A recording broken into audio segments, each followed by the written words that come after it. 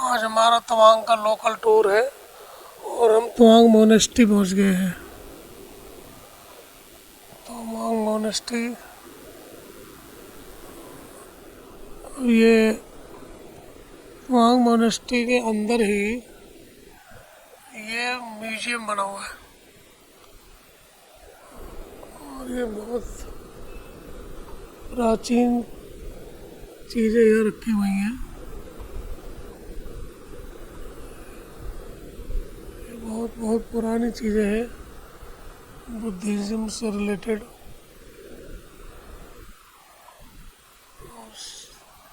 पूरा आपको टूर कराते हैं। सबके बारे में तो यानी स्टिकर लगा के सबके बारे में लिखा हुआ है, लेकिन सबको फोकस नहीं किया जा सकता और ना ही सबको एक्सप्लेन किया जा सकता। ये तो पॉसिबल नहीं है। लेकिन देखने में लगता है कि बहुत ही पुरानी है, क्योंकि ये तवांग मोनेस्ट्री करीब करीब 400 साल पुरानी है। ये सब चीज़ें भी उसी टाइम की यहाँ रखी हुई हैं।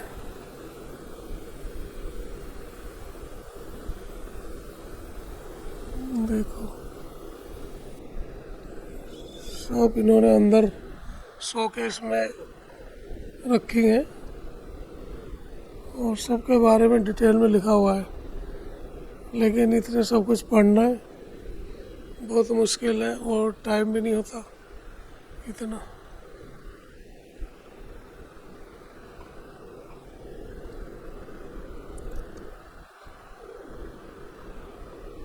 जो मेन चीज़ें है वो हमने रिकॉर्ड कर ली है। चलते हैं अब आगे।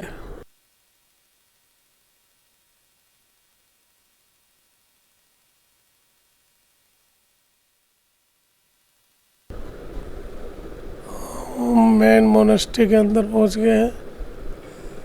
ये सामने स्टैचू है। ये मोनेस्ट्री अभी मैंने बताया था 400 साल पुरानी है ये, और इसको सबसे बड़ी मोनेस्ट्री माना जाता है इंडिया में। इंडिया की सबसे बड़ी मोनेस्ट्री है और तिब्बत के बाद इसी को लोग सबसे ज़्यादा मानते हैं। और ये जो यह तस्वीरें लगी हुई हैं स्टैचू, ये आपको किसी और मोनेस्ट्री में नहीं मिलेगी।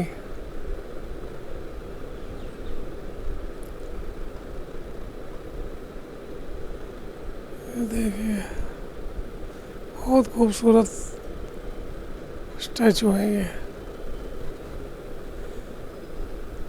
चलो अब मोनेस्ट्री देख के बाहर आ गए। ये बाहर का व्यू है। बहुत खूबसूरत जगह है और व्यू भी यहाँ से बहुत अच्छा है।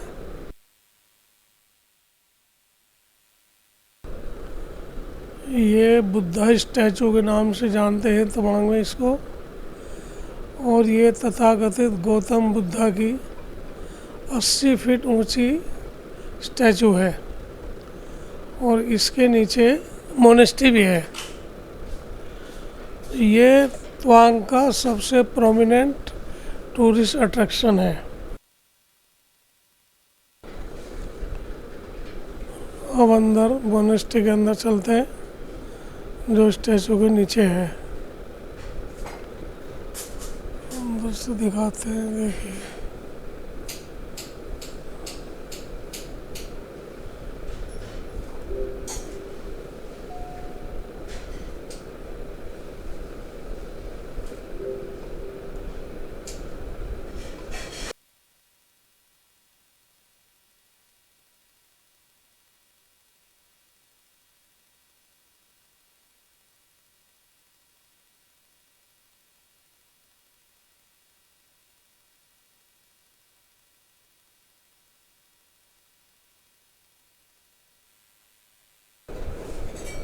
ये गौतम बुद्धा के महापरिनिर्वाण से पहले उनकी समाधि के टाइम को दिखाया गया है। और ये बड़ी ही सुंदर स्टैचू है।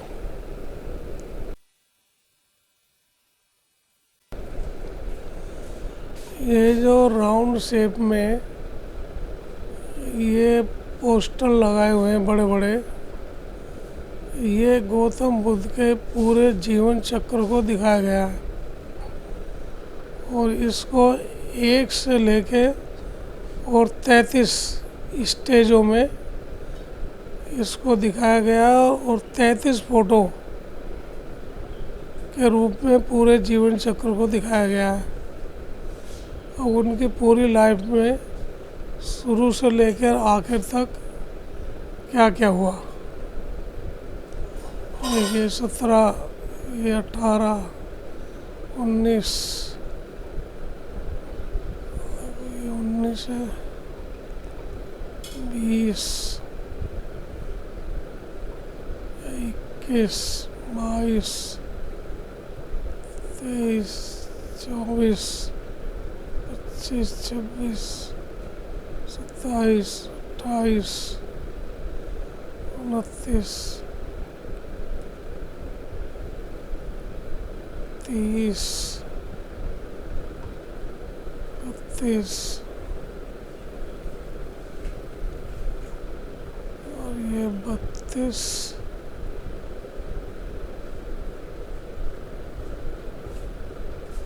और ये 33 महानिर्वाण।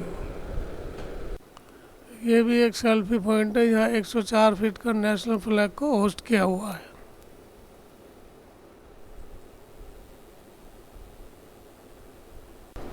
हम तवांग वार मेमोरियल पहुँच गए हैं और ये यहाँ का बहुत फेमस है और अब हम इस गैलरी में चल रहे हैं। जो सेना के जो ऑफिसर्स थे जो युद्ध में शहीद हुए, ये उनकी अलग अलग यहाँ स्टैचू लगाई हुई है उनके सम्मान में। और हम आगे चलते हैं। ये जो स्तूपा है, ये स्तूपा भी जो जो इंडो चाइना वार में जो 2000 सैनिक शहीद हुए थे, उनकी मेमोरी में इस स्तूपा को बनाया गया और ये 1990 में बनाया। ये बहुत बड़ा स्तूपा है और सोल्जर्स के यहाँ नाम भी लिखे हुए हैं। ये जो सामने स्टैचू है, ये जोगिंदर सिंह जी की है, जिन्होंने अपना सुप्रीम सेक्रीफाइस दिया इस वार में। और ये जसवंत सिंह जी की तस्वीर है, इन्होंने भी सुप्रीम सेक्रीफाइस दिया इंडो चाइना वार में। ये लेडीज बुद्धा मोनेस्ट्री है और ये भी तवांग में ही है। इसमें सिर्फ लेडीज मॉन्क हैं और यहाँ जेंट्स मॉन्क नहीं है। तो अभी यहाँ कोई नहीं है, लेकिन पता लगा कि यहाँ सिर्फ लेडीज मॉन्क हैं, यहाँ जेंट्स मॉन्क कोई नहीं है।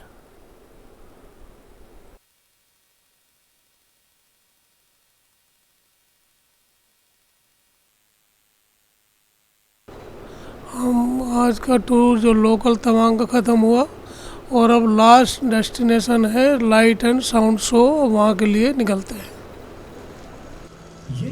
ये भी तवांग वार मेमोरियल में ही एक लाइट एंड साउंड शो दिखाया जाता है, बहुत इम्पोर्टेंट है। ये भी हर टूरिस्ट को देखना चाहिए। बौद्ध मतावलंबियों के इस उपासना स्थल में 8 मीटर ऊंची बुद्ध की प्रतिमा जिस बेखटक ध्यान में बैठी है, उसी को सहजते हैं।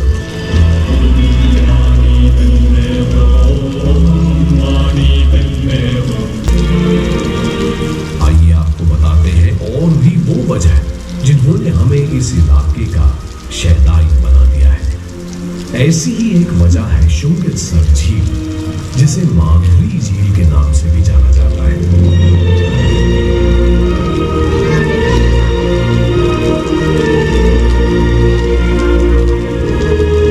हिंदुस्तान का हर हिस्सा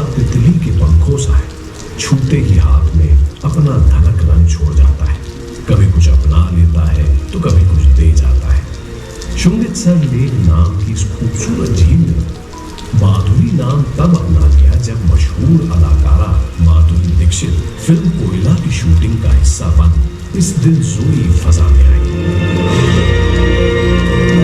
भारतीय सेना ने तब कराया जब मारक टैंकों से लैस चीनी सेना की भारी तादाद भारत को रौंदने का मंसूबा ले भारत की जमीन पर आ पहुंची।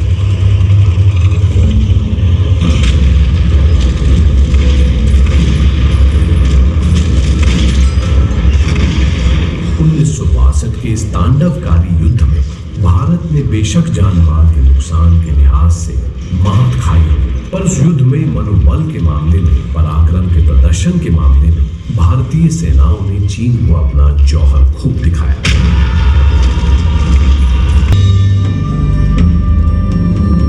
चीनियों की फौज की विशाल टुकड़ी ने इस मोर्चे पर भारतीय सैनिकों को उलझाए रखा और दूसरी ओर उनकी एक और बड़ी फौजी टुकड़ी ने 21 अक्टूबर के मनहूस दिन दूसरी दिशा से कम सैन्य तैनाती वाले भारतीय मोर्चे थांगला रेंज पर धावा बोल दिया।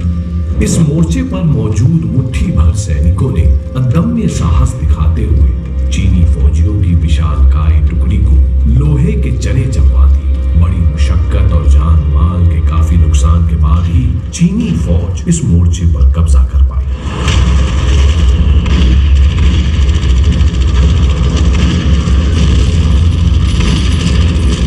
चीनी फौज ने थांगला रेंज की ओर से हम पर जोरदार हमला कर दिया है। मेजर पद के नेतृत्व में हमारे जवान उनके नाकाम मंसूबों को जमकर चुनौती दे रहे हैं। हमने काफी नुकसान पहुंचाया है, पर हमारे भी कई जवान शहीद हो गए सर। जब तक धोला पोस्ट पर महावीर प्रसाद जिंदा है, इस पोस्ट पर भारतीय तिरंगा लहराता रहेगा।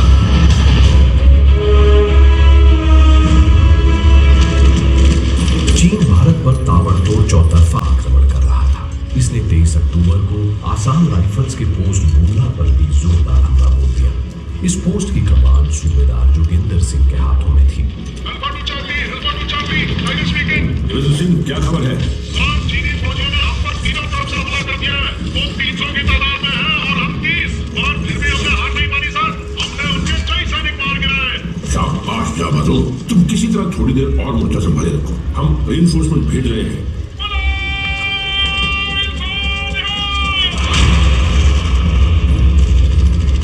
सूबेदार जोगिंदर सिंह ने अपने दिलेर साथियों के साथ मिलकर उस दिन हिम्मत की एक बेमिसाल इबारत लिख दी। दुश्मनों से लड़ते लड़ते उनका गोला बारूद सब खत्म हो गया। बचा तो सिर्फ हार ना मानने वाला हौसला। इसी हौसले के बलबूते वे अपनी प्यारी मातृभूमि के लिए मौत से निहत्थे हाथापाई करते रहे। जब तक एक भी भारतीय जवान के जिस्म में सांसें हुमकती रहीं, चीनी फौज उस मोर्चे पर एक कदम तक न रख पाई। ये शेर दिल अपने दुश्मनों का दिल दहलाकर जब निष्प्राण हो गए, तभी इस मोर्चे पर चीनी ध्वज लहरा पाया। सूबेदार जोगिंदर सिंह को उनके अदम्य शौर्य के लिए मरणोपरांत परमवीर चक्र से नवाजा गया।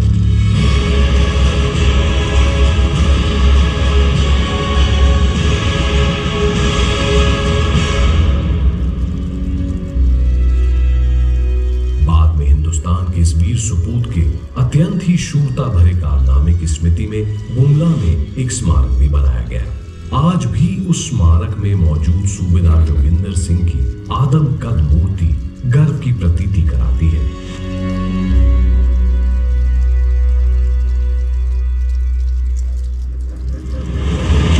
भारत का चीन से युद्ध सिर्फ युद्ध की एक कहानी मात्र नहीं, एक देश के लिए प्राणाहुति देने वाले भारतीय वीरों की आपसी होड़ की गर्वीली गाथा है, जिसे सुनकर हिंदुस्तानियों का सिर फख्र से ऊंचा हो जाता है।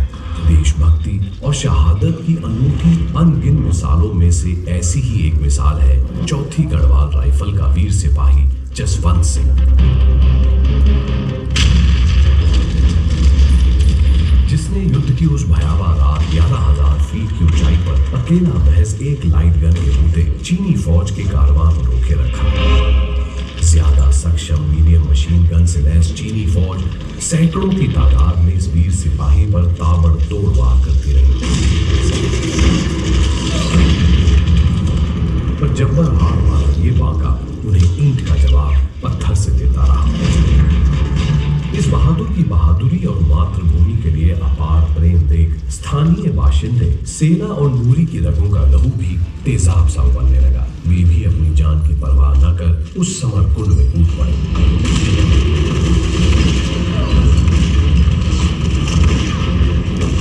जसवंत सिंह अपनी बंदूक से एक एक कर दुश्मन को बेजान करता रहा और जब जसवंत सिंह की गोलियां खत्म हो गई तो उसने निहत्थे ही चीनी फौज पर धावा बोल दिया।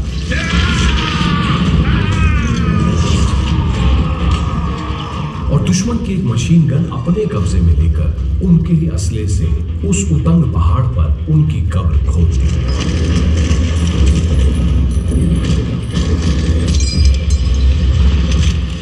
जसवंत सिंह के अदम्य साहस के आगे दुश्मन टिक न सके और 300 चीनी सैनिकों की लाश के रूप में अपनी पराजय का साक्ष्य छोड़ वे भाग गए। अपने कर्तव्य का निर्वहन करने के बाद बुरी तरह घायल जसवंत ने मृत्यु को इजाजत दी कि वो उसे अपने आगोश में ले गया। पराक्रम के इस विरले प्रदर्शन के लिए जसवंत सिंह को मरणोपरांत महावीर चक्र से सम्मानित किया गया।